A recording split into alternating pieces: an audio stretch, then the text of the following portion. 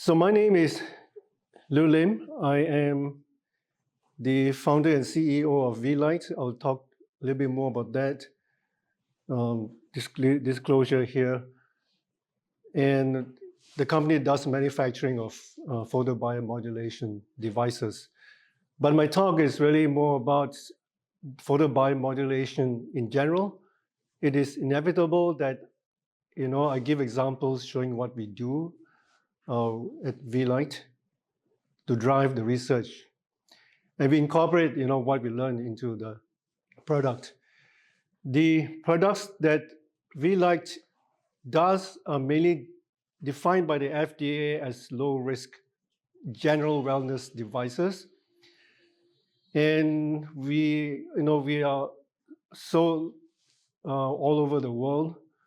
And say in Canada, where we come from, it is like a consumer device. So in many parts of the world too. But we are approved by Health Canada for treating acute COVID-19, which I won't have time to talk about it today. And we have a device that's registered for pain, and eventually we will get more clearances from other regulatory bodies, hopefully by the end of this year, for a number of indications, which I will mention later. Now, something very interesting. Yesterday, I went back after a busy day, turned on my computer, checked the news, and this came out. So Wall Street Journal had published before. This is, again, they are now looking at, generally popularly known as red light therapy, but actually it is photobiomodulation. Check out this article. It's very general. You get a lot more out of this talk than from that article, but it's just, there's greater awareness of this particular modality, and we want to focus on treating the brain. So that picture on the right is one device that's being used to treat that investigator at Harvard is treating depression mainly. Now, I talk about the rise in photobiomodulation, and it really is driven by science and discoveries, research, and I'll point to what we are doing particularly. And now this is an ecosystem that was as at October 2024. We've added more. And this indicates that photobiomodulation for the brain does cover a lot of areas. And I'll show you why. But mainly it's because it's able to treat very fundamental levels of the body, particularly at cellular level. So we just broadly categorize them into basic science, which is actually very exciting to me. Finding the mechanism, there's neuromedical indications, physiology, neuro non-medical indications. Now, I want to start off by what we are doing a lot, particularly in the field of sports, contact sports. When you have a situation where a player is repetitive impact, it's not necessarily getting to a stage where he's unconscious, but repetitive. Things happen, and quite a number of these athletes on retirement acquire something called CTE, chronic traumatic encephalopathy. What happens here is something like Alzheimer's disease, where the brain shrinks, you lose volume, and you lose control of your cognition, your memory, and behavior. This particular study was published not too long ago, but it mainly, as I say, it's 2023 or something, and it looks at CTE and how it may be treated with photobiomodulation. I highlighted possible because you can only diagnose correctly with CTE only when you die, your brain gets donated and you section the brain. And this looked at 4 retired football. When I say football, it's American football players with possible CTE. And I want to look at, out of 4, one case called P1, patient number 1. The investigator, Margaret Nazer, and her group at Boston University had looked at 10 or more symptoms. And these are ones that I just want to show here. I don't want to go into detail, but look at PTSD, depression, awareness of pain, and integration into community. But look at the trend. After the first week of treatment in the clinic with photobiomodulation to the brain, he improved significantly. Then 1 week later, at the end of the first week, okay, study over, go home. But he was actually tracked continuously. And this trend line is going up, say for PTSD, the PTSD scores are not good. Now, at the end of 2 months, all the 4 patients will say, okay, we're really in trouble. We're going back to our problem before. Tell us what to do. And the Boston lab gave the device, which is Vielight Neuro Gamma, to treat at home. And then, interestingly, the symptoms get reversed. Now, there are a couple of lessons here for degenerative disease like CTE, which get worse and worse. Somehow your gene has been modified. And genes are overwhelming, but it does appear that photobiomodulation is fighting the action of the genes and get to reverse again. So in neurodegenerative, and we found the same thing with Alzheimer's disease. You just use it regularly. Good thing is home use. Then you can control the degeneration of the disease. That is patient number 1, Larry Carr, who is now the adjunct professor at University of Utah. He's completely fine. After that study must have been done something like 8 years ago or something like that. He's doing well. He's driving research at the University of Utah for traumatic brain injury. I'll touch on that a little bit. And here is his story. I love football. I always have loved football. I loved everything about it. Football was my identity. There was a lot of situations where I was aware that I was hurting myself. However, you just don't process it. You don't think about it. It doesn't create any change in your behavior whatsoever. And then there was a building of anxiety that was more than just typical anxiety. It was more of a morbid anxiety, I guess you could say. Social anxiety. These things started hitting in my mid-40s probably.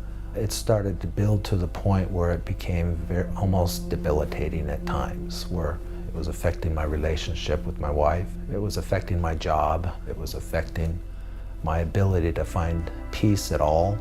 And it was after some real intense situations that I started to look at the possibility that it was related to football. I was able to convince him to go to the neurologist and to go through, it was like 10 hours of neurocognitive testing. And then the results were significant brain damage, most likely due to football. It was suggested that we go visit Dr. Nazer at the Boston VA because she was having success treating vets, Gulf War vets with near-infrared light.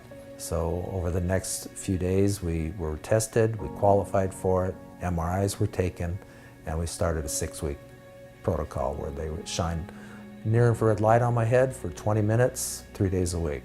When we went over the testing, both the MRIs as well as the neurocognitive testing, there were significant improvements across the board. From my observations, he seemed so much better to me.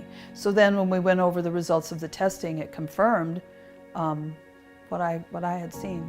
The results indicated that the infrared light treatments improved my symptoms and my cognitive abilities. When I went off the light, they decreased again. When I went back on the light, it started to improve again. We had the final testing 2 days before we drove out of Boston. And the results of that testing were every bit as good as the in-hospital treatment. It verified that the home device, the Vielight device, was just as effective. It's hard for me sometimes to express the depth of gratitude I feel for having our lives back. All I can say is that it has made all the difference in my quality of life. It has caused me to see life different, look forward to moving forward. It's had a tremendous effect on me, emotionally, cognitively. I feel brighter, I feel like the fog is lifting, if not gone. And the great secondary effects of this is that my workouts have gotten incredibly better.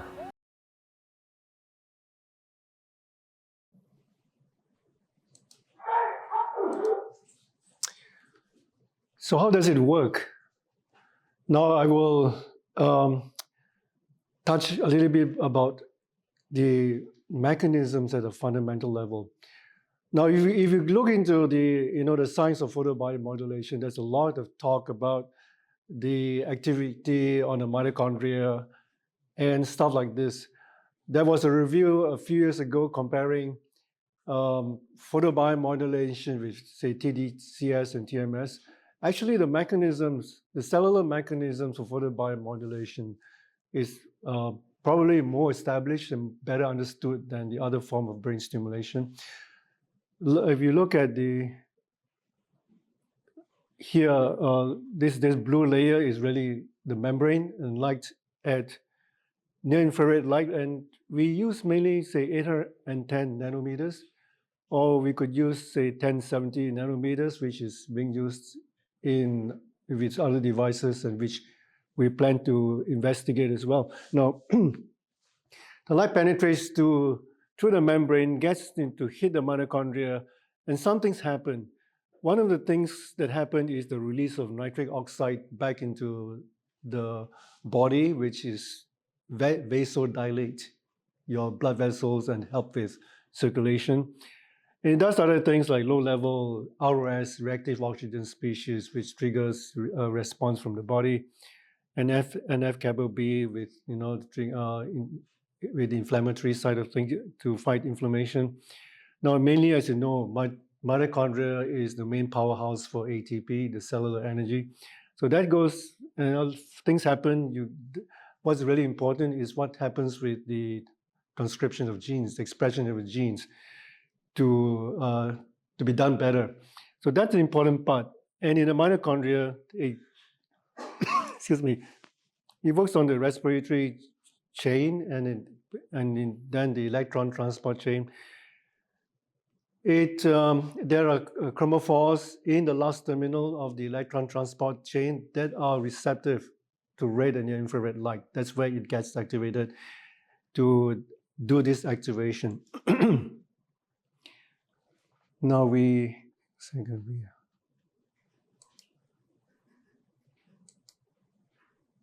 oh, it's not.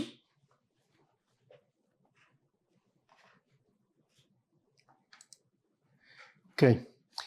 So at the physiological level, at a high level, a few things happen. Now, in the literature, you'll find research in all these particular areas. We see it increased synaptogenesis, the creation of the synapses, angiogenesis. You can't see my cursor, but as we go around the circle, the creation of new blood vessels, increased blood flow, and anti-inflammation, anti-apoptosis, which is the programs cell death, increasing progenitor cells, that the stem cells directed to become functional specific cells, and then the SOD, superoxide dismutase, to fight the free radicals. And then what's also important is the neurotrophins, particularly the growth factors that help with the creation of new brain cells. You can summarize into some keywords like growth factors, blood circulation, anti-inflammation, reduced excitotoxicity, and homeostasis. Now, here's one thing that I want to touch on because it is something that is kind of overwhelmed some people and say, can light really penetrate the tissues and into the brain?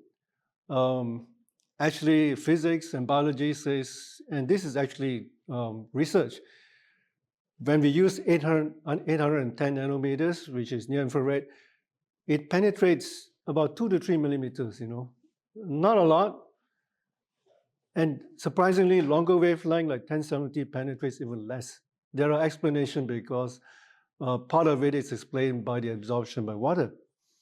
So how can you then say, oh, your brain is responding totally? Now here is a group, quite a number of years back, that say, okay, let's look into this. If these investigators a few years ago said, okay, let's look at the penetration into tissues.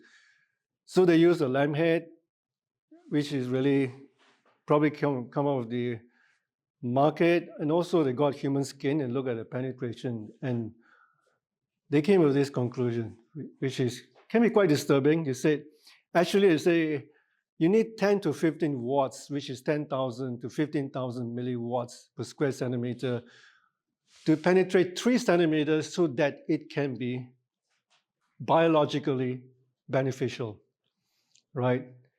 Okay. But we are proposing to activate through the skull 100 to 150 milliwatts per square centimeter. And the question is, does it work? Okay. So I come to the work we're doing collaboratively with Baycrest Hospital, which is attached to the University of Toronto. And the main investigator, Hannah, is right here, and she presented a poster yesterday. So we want to measure in real time what is happening to the brain. Let's see. When we started, we had no idea. They were taking a risk. We were taking a risk. What if this thing's all disproven, right? So mainly, we had 2 irradiation spots with laser into the scanner, one on the right temple, the forehead, one inside the nose. But this is really surprising. These are preliminary data. I got to mention it. And I just want to show an indication of what's happening. Within 3 minutes, you can see the brain responding, looking at both blood oxygen level dependency signal. That is really significant stimulation globally in the whole brain. And another indication, it can be quite specific too. With the wavelength, we used a wavelength of 808 nanometers and 1064 nanometers. And then we pulsed at 10 hertz and 40 hertz. This is looking at transcranial and intranasal. Yeah, it's quite specific. In this preliminary set of data, it shows that at 1064, the peak value seems to be at 150 milliwatts power density to get, like over 2% bold response. Now the intranasal is much less. It's just like 9. So think about it. There's not much between the brain and your nose, right? So very little power is needed. And the peak seems to be at 10 hertz at 810 nanometers. Now the lesson here is the data is being analyzed now. It's not complete. So things might change, but the indication is that the response of the brain is quite specific. There are 45 subjects being analyzed now. It's very rich. It's a lot of work. So expect to take a few months before we see final data coming out of it. But in summary, we can say that it's specific to wavelength, power density, pulse frequency. The power density like about I think above 100 milliwatts per square centimeter for transcranial and around 9 milliwatts per square centimeter for intranasal. Now, trying to reconcile between such low power and why the brain is responding so greatly, you do not want to look at dead tissues and try to explain it, because a lot of things are happening in a real living organism. I am planning to write a paper, but this is, for now, I believe that the ATP, acting as the neurotransmitter, is doing this purinergic signaling. That's purinergic receptors actually all over the body, and that seems to be helping to spread all over the brain. We are also investigating biophoton emission, because when you have metabolism, your body will respond by emitting biophotons, which is like light with a quite wide wavelength spectrum from ultraviolet to near-infrared light that can act as signal. They can behave differently. And when you have electrophysiological signaling, there is electromagnetic field interactions too. So that will take quite a while to explain everything, but I'll have a go at trying to explain it. But we have real-time EEG studies going on at our lab at Vielight too. There's a lot of work going on. We do quite a bit of work on what's happening to the brain among meditators. The main investigator, Reza Zomorodi from University of Toronto, presented a poster yesterday on that. But I just want to touch on one sample, looking at the comparison between activation with photobiomodulation at gamma at 40 hertz and using EEG to measure it. On the right column, you see these are really the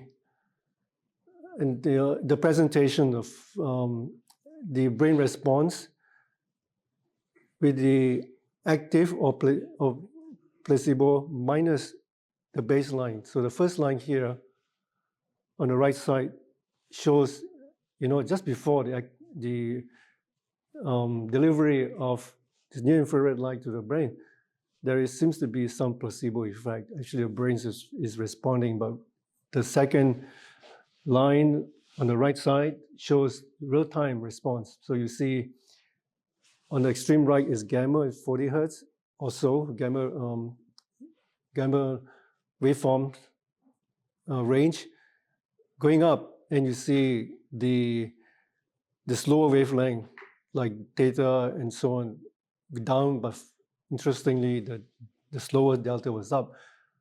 But give it a rest 5 minutes later, after activation was stopped, the brain goes down to rest, but gamma was maintained, And 15 minutes later, the brain goes up again. So there is a continuing response from the brain after the delivery of the near-infrared light.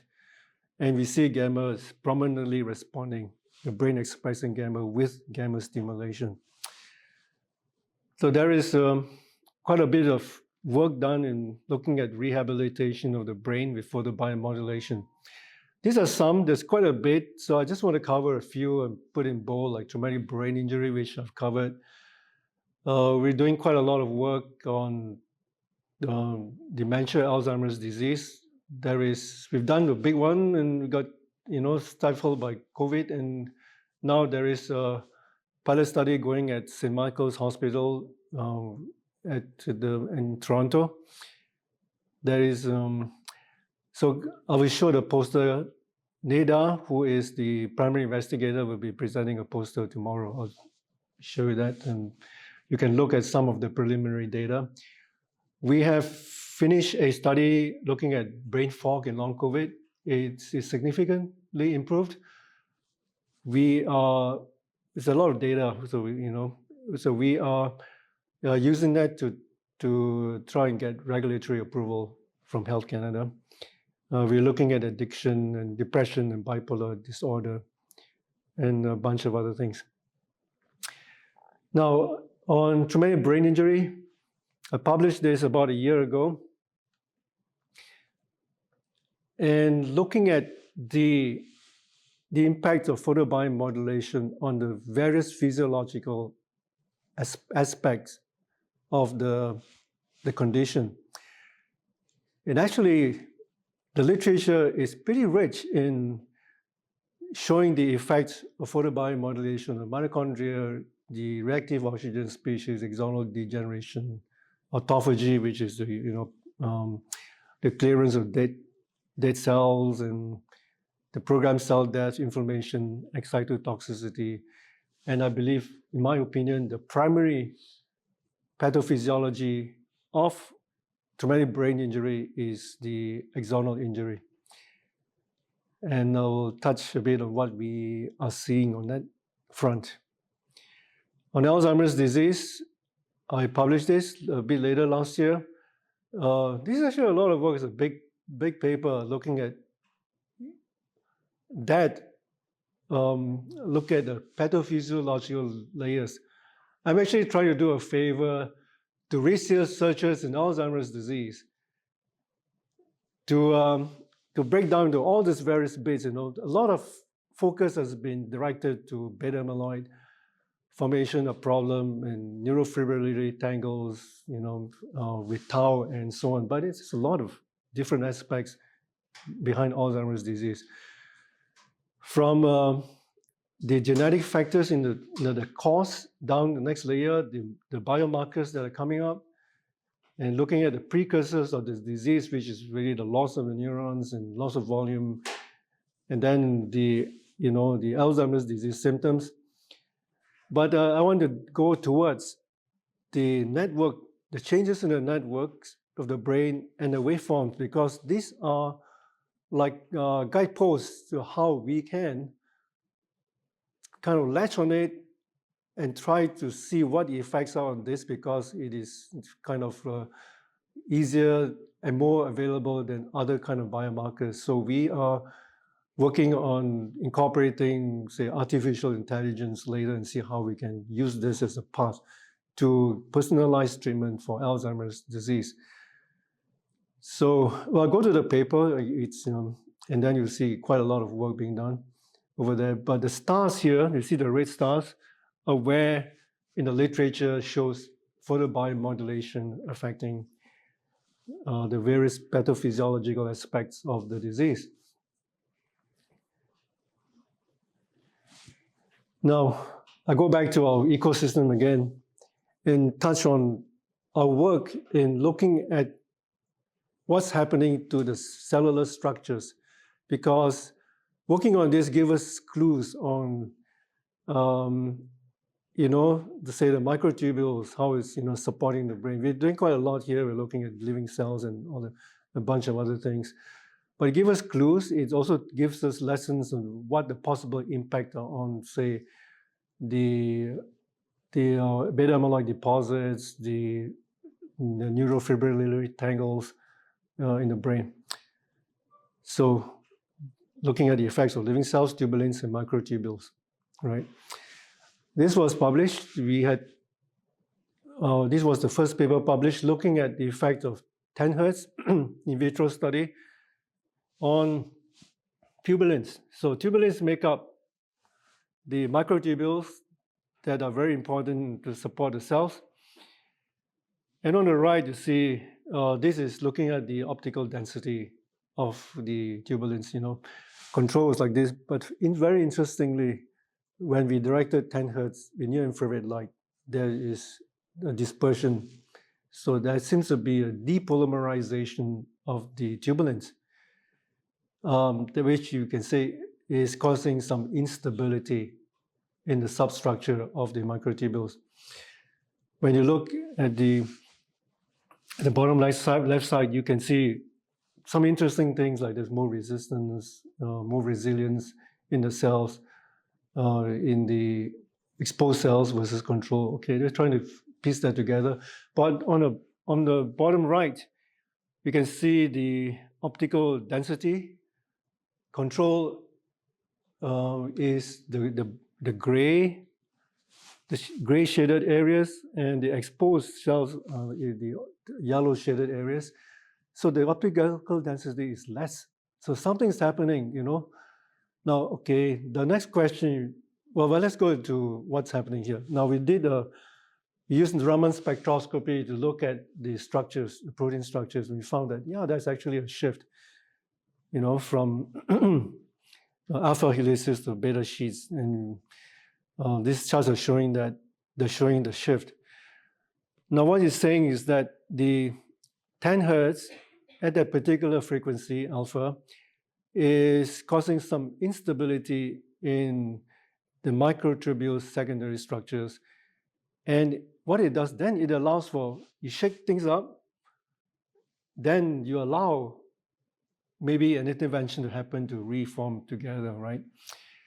So it has impact on the amyloid beta and tau proteins, which is kind of behind what's going on in degenerative diseases. We have this, we're writing the paper now. The question you might ask, okay, 10 Hz, what happens if you direct different frequencies? We do a lot of work in 10 Hz, 40 Hz, 10 Hz alpha, 40 Hz gamma. And in gamma, it looks quite different. I've highlighted within the red boundary. It looks different from alpha. At 40 Hz, it seems like nothing is changed. It's almost like when you do 10, you do 40. 40 seems to restabilize the structures of the microtubules. And then we go on to higher frequencies, 120 Hz, 1000 Hz. It goes the other way.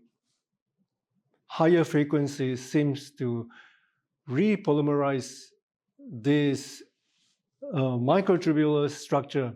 So these pulse frequencies seems to be important, right? They do different functions. Now let me summarize this. 10 Hz is causing destabilization of microtubular structures, and 40 Hz is transitioning to restabilize the structure, and shows the pulse thing is important.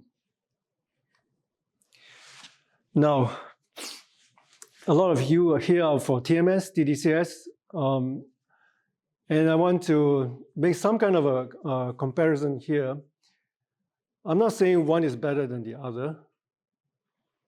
Photobiomodulation modulates brain function dynamically, similar to but fundamentally different from TMS and TDCS. The mechanisms are different.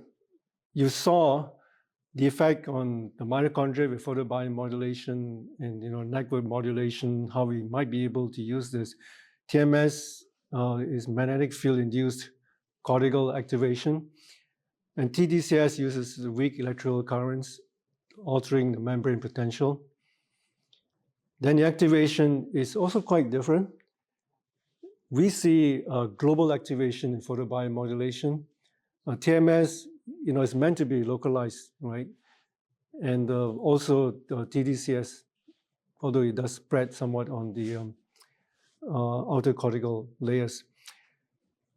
Now, the neuroplasticity I showed, I will not have time to show, but we have done studies in collaboration, say, with UCSF, looking at the results of photobiomodulation, Alzheimer's, or dementia anyway, over 12 weeks. It seems to be quite long-lasting if you do it regularly.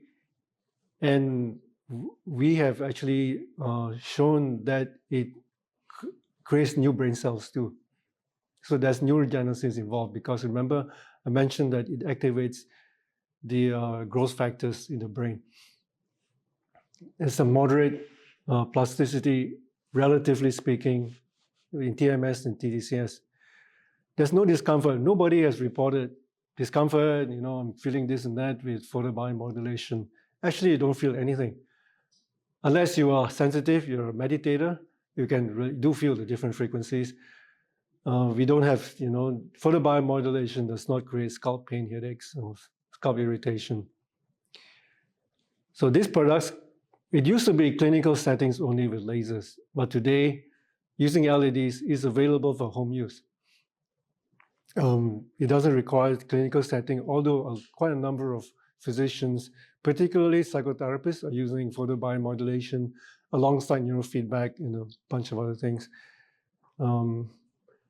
So that is a kind of summary. You're welcome to think about it and investigate further. Now, can you imagine if you are able, now you see, photobiomodulation can affect the brain differently with different parameter settings. What may be possible if you are able to control all that?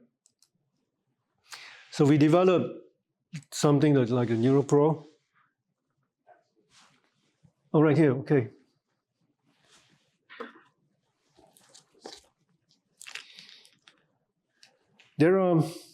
So this is, you just set on your head, the LEDs here, and they all can be controlled separately for frequencies and turning on, turning off, getting two modules to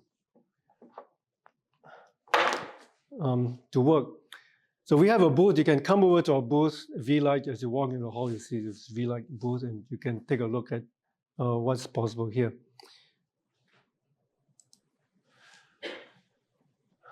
What we've done is also, here is working with people who have been experimenting with photobiomodulation for a long time, including those who do meditation and so on. So they'll help along. We created with these experts some preset protocols so that people get oriented and get into this, into the hang of it and see how it is possible. So if you are a researcher interested in seeing the effect of photobiomodulation on the brain, I've touched about frequency, locations. You can experiment that using this thing and control with the phone, the interface of the phone. You can set all that too. So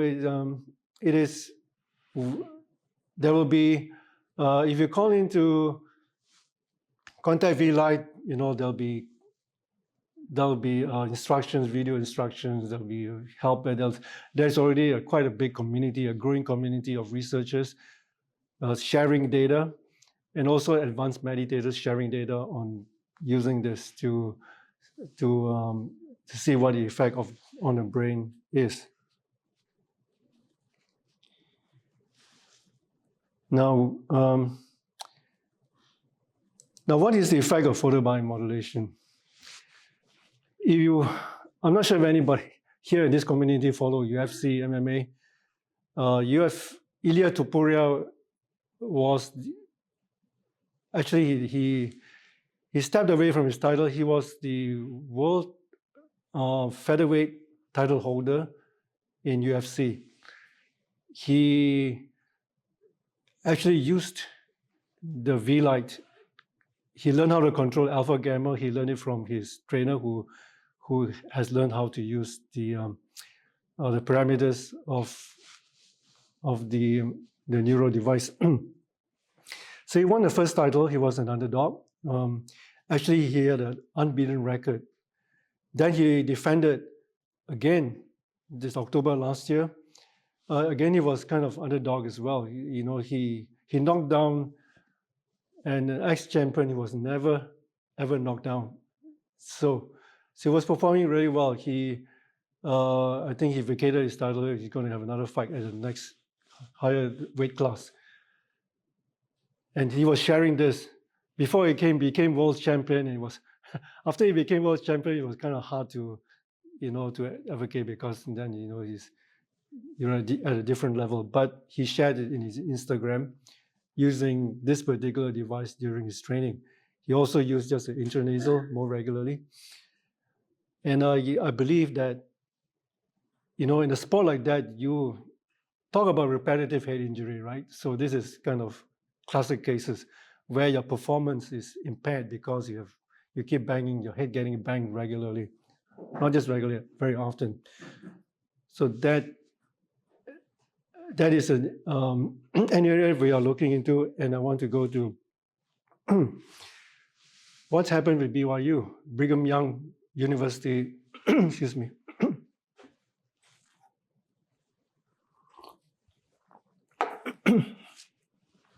So Brigham Young University college football team.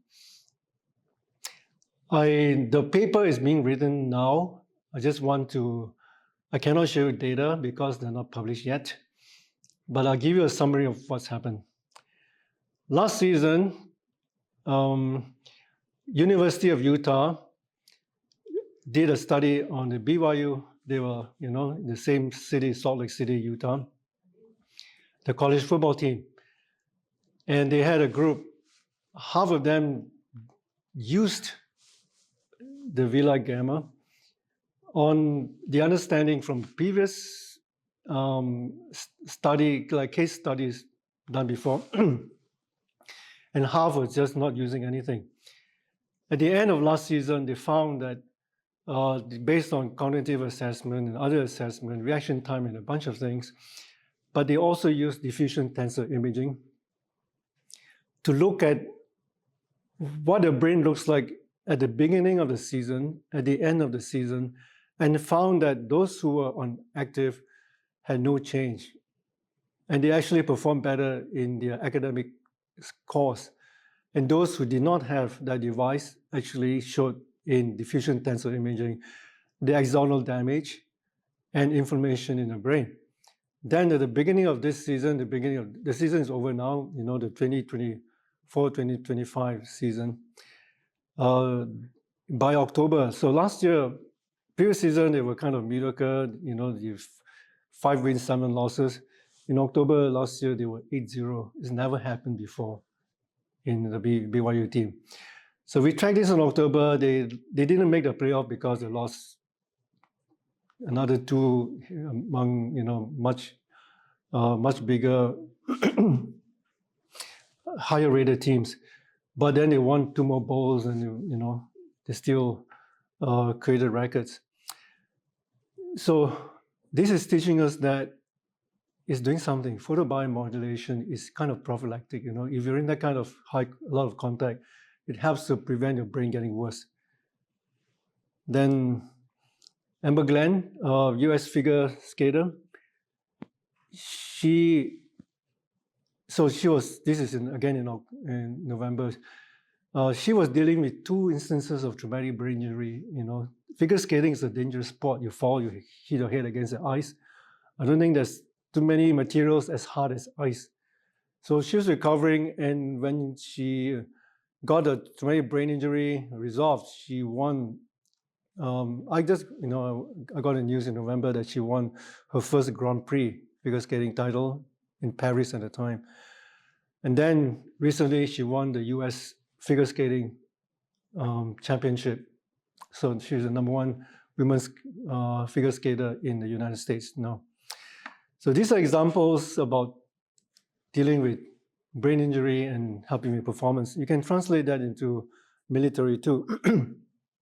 An area we're looking at, we're in discussion, and you know, when you're in America, when you're training, you go through this training, you hold rocket launchers on your shoulders, you go through bomb blasts, so you get repetitive head impact, and it affects your performance, other than the other problems, you know, like CTE and suicidal risk and a bunch of things.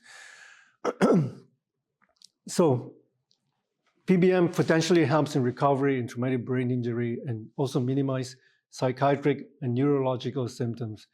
In the military literature, it's published, you get this, now it's getting more and more prominent that many of these soldiers have psychiatric and neurological problems like depression and anxiety, and some even suicide ideation. It's quite public now. And what we want to do is, now we use this at home, it's a home use device, but we get questions that we've been looking at this for years, you know, we want to make our clinical trials better. So what are we trying to do? We want to be able to track the use at home, when a person switches on, when he's using it, what time, and so on. So that is actually ready. We have the prototype out, and useful in the military too. Now, this conference, there were maybe the mobile, as far as I know, there were 4 posters. And 2 were presented yesterday already, one by Razor on meditation and, you know, the effect of different frequencies. And then there is Hannah presented yesterday on the role of wavelength, power density, and skin color using photobiomodulation and image in fMRI. There will be another poster tomorrow, P3.158, that will be presented by NIDA at Baycrest Hospital during the pilot study. And we're hoping to use the data to do a larger pivotal trial for the purposes of FDA submission. So I don't want to steal the thunder from NIDA, so I'll go to a poster tomorrow. And I will have mine also tomorrow on what I showed before on the pathophysiological aspects of photobiomodulation as related to Alzheimer's disease and how we plan to personalize treatment for Alzheimer's disease. So again, I go to this and this. So the posters really covered mainly the brain response in the TBI and meditation over in this conference. We have, you can go and see this on the website. All these numbers you see in superscript actually relate to the different work we are doing with the various research institutions around the world. And in this study, we are showing work indexed at 32, 33, 34, mainly at University of Toronto. But you see, we collaborate with a lot of research institutions and well over 100 individual researchers. And it is, if I believe that we are having quite a lot of fun doing this. I believe the collaborators are having quite a lot of fun because we are really into discovering what is possible with photobiomodulation. And I say we are open to novel brain research ideas and collaboration with photobiomodulation. Some of it are funded by their own grants, their own internal resources. Some of those are funded by Vielight, particularly as related to clinical outcomes that can go through for regulatory approval, or looking at cellular mechanisms, because some of these are really abstract and not many people understand it. But it's really exciting, when you try to look at. So we have studies going on in Alberta and Calgary, looking at biophotons, quantum physics. So nothing is out of the cards. We are looking at everything because this field is so interesting and so much to learn. We work with many people and we have a team that is pretty well qualified to go into cutting edge research. So I thank everybody, all the collaborators and my team. So thank you very much.